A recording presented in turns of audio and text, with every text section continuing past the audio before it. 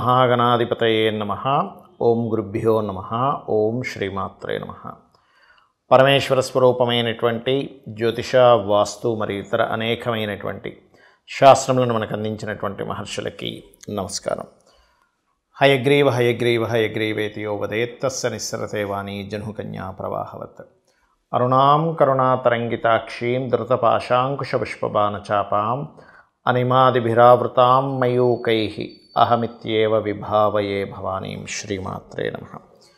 ప్రేక్షకులకి ఆ లలితాంబిక అమ్మవారి యొక్క అనుగ్రహం పరిపూర్ణంగా కలగాలని మనస్ఫూర్తిగా కోరుకుంటూ మనం ఈరోజు చెప్పుకోబోయేటువంటి టాపిక్ ఏమిటి అంటే, సూర్య భగవానుడు మకర రాశిలోకి మకర సంక్రమణం అంటారు.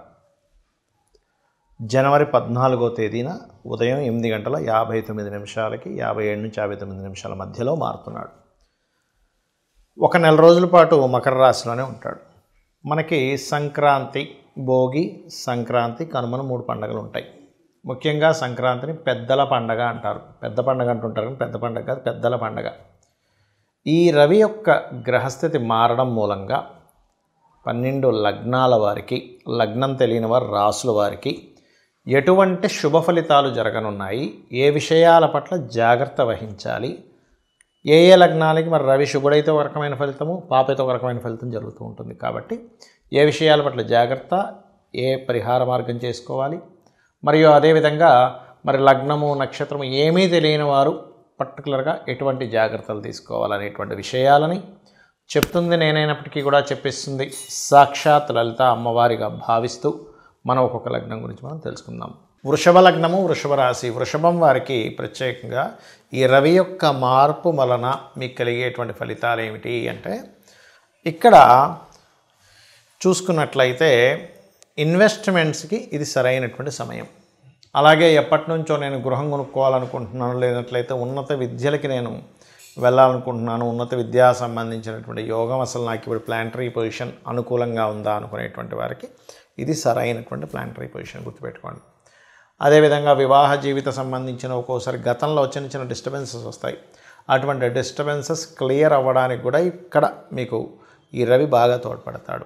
ఉన్నత విద్యలకి, తండ్రికి సంబంధించిన ఏవైనా గవర్నమెంట్ రిలేటెడ్ సంబంధించిన వర్క్స్ అవ్వడానికి, మీరు ఏదైనా ప్రాపర్టీస్ కొనుగోలు చేయడానికి, ప్రాపర్టీ రిలేటెడ్ సంబంధించిన విషయాల్లో క్లియర్ అవ్వడానికి, వీటన్నిటికీ కూడా ఇది యోగిస్తుంది. మరి ఈ సూర్య భగవానుడి యొక్క మకర సంక్రమణం వల్ల జాగ్రత్తలు ఏం తీసుకోవాలి? ముఖ్యంగా ఇక్కడ స్త్రీలతో అనవసరమైనటువంటి గొడవల జోలికి వెళ్ళకూడదు, గుర్తుపెట్టుకోండి. శత్రుత్వాలు ఒక్కోసారి చూడండి, ఎవరికో అప్పిచ్చి మనం శత్రుత్వాలు తెచ్చుకుంటూ ఉంటాం, తెలిసిన వాళ్ళు కదా అని. అనవసరంగా నేను డబ్బులు ఎందుకు ఇచ్చాను, నేను మళ్ళీ ఈ గొడవ ఏమిటి, నాకు ఈ బాధలు ఏమిటి అనిపిస్తూ ఉంటుంది.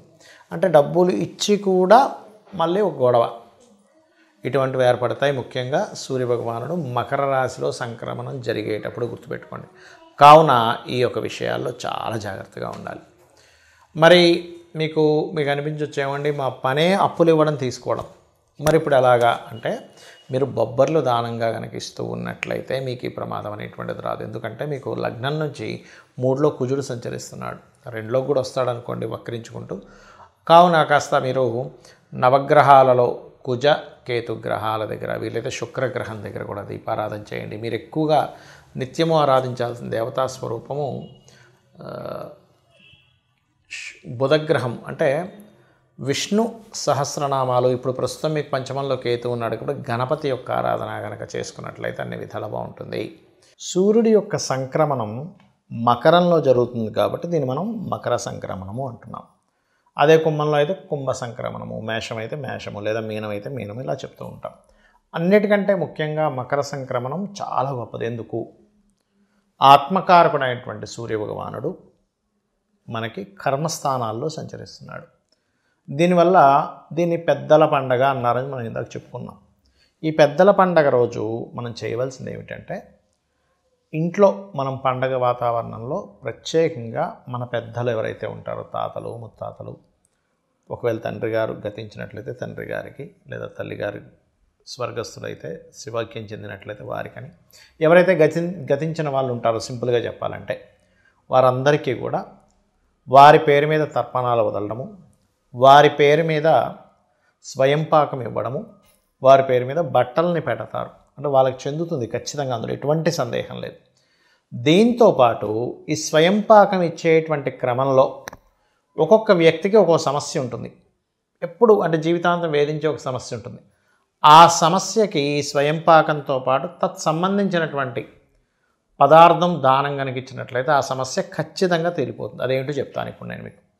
ఉదాహరణకి కొంతమందికి చూడండి, చేసేటువంటి ఉద్యోగంలో పేరు ప్రఖ్యాతలు రాకుండా, ప్రమోషన్స్ లేకుండా ఇబ్బంది పడుతూ ఉంటారు. అటువంటి వారు ఖచ్చితంగా నువ్వులు, వీలైతే గోధుమలు అయితే ఇంకా అల్టిమేట్, గోధుమలు దానంగా ఇవ్వాలి. లేదండి కొంచెం ఉద్యోగం కోసం కూడా నాకు కొంత ఇబ్బంది ఉంది అని అనుకున్న వారు నువ్వులు గోధుమలు కలిపిస్తే చాలా మంచిది. స్వయం పాకం ఇచ్చే రోజు చెప్తున్నాను నేను మీకు. ఇది ప్రతి అమావాస్యకి చేయొచ్చు మీరు, లేదా ప్రతిసారి ఈ సంక్రమణం జరిగేటప్పుడు చేస్తే కూడా అద్భుతమైన ఫలితాలు వస్తాయి. మనకి క్యాలెండర్లో కనుక చూసుకున్నా మనకి యాప్స్లో కూడా దొరుకుతుంది. ఎప్పుడు మారుతున్నాడు సూర్యభగవానుడు అంటే అందులో చూపించేస్తుంది, నెట్లో కూడా దొరుకుతుంది మనకి ఇన్ఫర్మేషన్. ఈసారి మాత్రం మనకి 14 జనవరి ఉదయం 8:57 నుంచి 59 నిమిషాల మధ్యలో మారుతున్నాడు ఆయన. ఇక కొంతమందికి మానసిక స్ట్రెస్ ఉంటుంది జీవితాంతం, ప్రతి చిన్న చిన్న విషయాలకు కూడా స్ట్రెస్ అయిపోతూనే ఉంటారు. అటువంటి వారు చక్కగా గోశాలకు వెళ్ళి గోవులకి బియ్యం పిండి తినిపించడము. ఇందాక నేను చెప్పినట్టుగా గోధుమల ప్లేస్లో గోధుమ రవ్వ కూడా గోవుకు తినిపించవచ్చు, ఇది ప్రమోషన్స్కి. అలాగే మానసిక స్ట్రెస్ ఎక్కువ పడుతున్నా కాస్త మీరు బియ్యము దానంగా కనుక ఇచ్చినట్లయితే స్వయం పాకంతో పాటు అద్భుతంగా ఉంటుంది.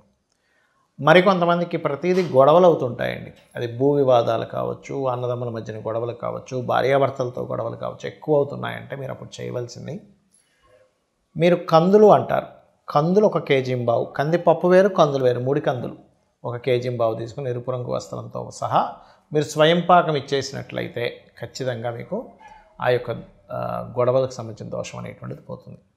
అదేవిధంగా పెసలు, ఇది దేనికి ఇవ్వాలి అంటే మీకు వ్యాపార అభివృద్ధి అవ్వటం లేదండి, ప్రతిదీ మిస్కమ్యూనికేషన్స్ అవుతున్నాయి. మిస్కమ్యూనికేషన్స్కి లలితా సహస్రనామాల్లో ఒక గొప్ప నామం ఉంటుంది, ఓం కర్పూర వీటికామోద సమాకర్ష దిగంతరాయే నమః. చేసుకున్నట్లయితే ఖచ్చితంగా ఆ మిస్కమ్యూనికేషన్స్ అనేవి క్లియర్ అవుతాయి. అలాగే పెసలు దానంగా ఇవ్వడం, వీలైతే గోవుకి గోధుమ రవ్వని తినిపించడం.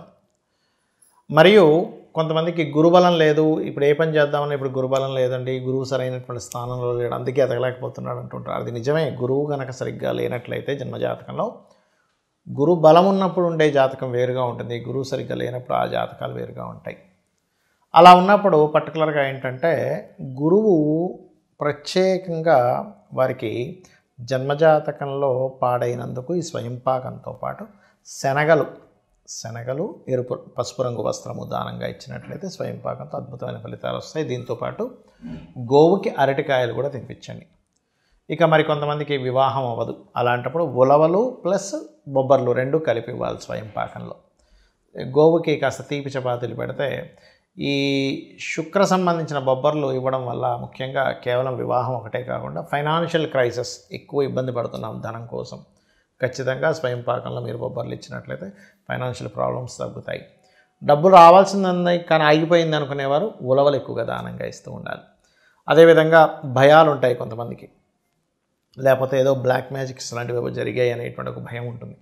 ఇటువంటివి కూడా మన పూర్వీకుల్ని మన పెద్దల్ని కనుక తలుచుకున్నట్లయితే అటువంటి వాటిని కూడా వాళ్ళు పంపించగలుగుతారు బయటికి, ఏదైనా నెగిటివ్ ఎనర్జీ మిమ్మల్ని పట్టుకొని ఇబ్బంది పెడుతున్నట్లయితే, ఎందుకంటే వాళ్ళకున్న శక్తి అటువంటిది.